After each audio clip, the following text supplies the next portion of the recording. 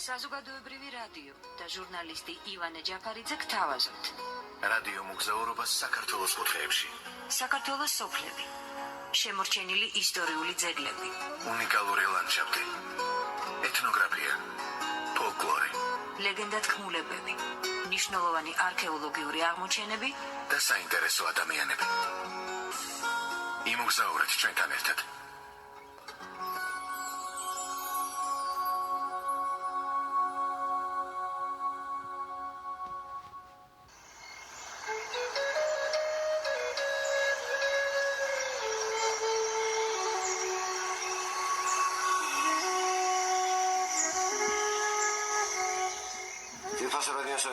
მოგესალმებით და განვაგრძელოთ მოგზაურობა საქართველოს სოფლებში.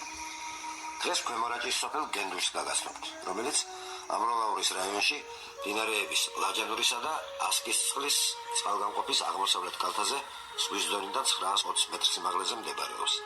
ამროლაურიდან დაცილებულია 21 კილომეტრით. გენდუში ერთ-ერთი ძველი სოფელია.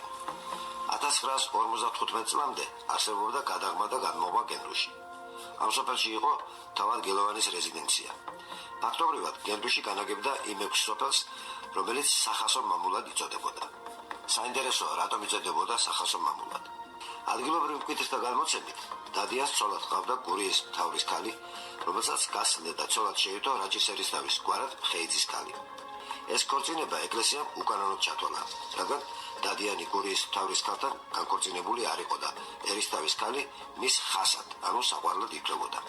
ამიტომ მზითვად მიცემული სოფლები გენდუში, ზედაჟოშხა და ქვემოჟოშხა, ქვიშარი, ჭყვიიში და ლაბეჭინა სახასო მამულად ითვლებოდა.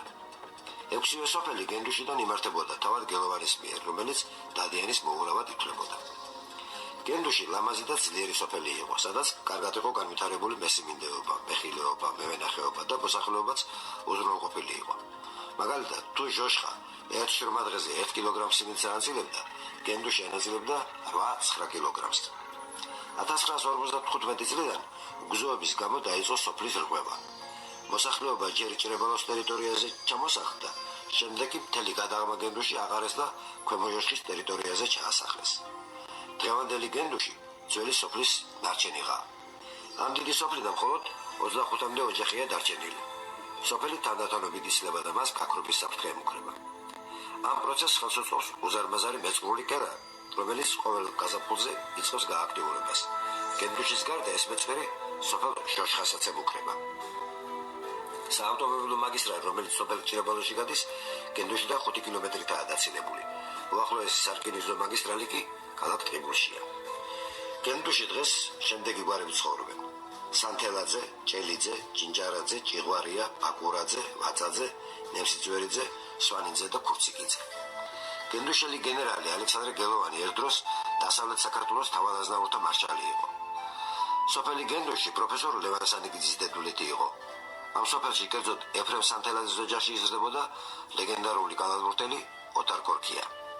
აქ იყო დაბადებული შესანიშნავი მომღერალი და კომპოზიტორი, მრავალი ცნობილი სიმღერის ავტორი ეთერ ჭელიძე.